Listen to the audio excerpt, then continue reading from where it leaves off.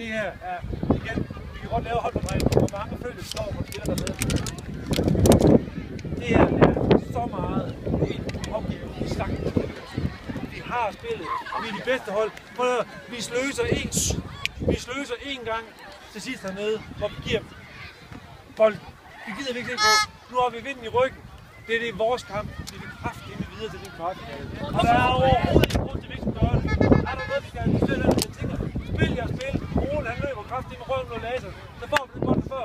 Og så selvfølgelig, stem den nu mod kassen. Gå nu lige på.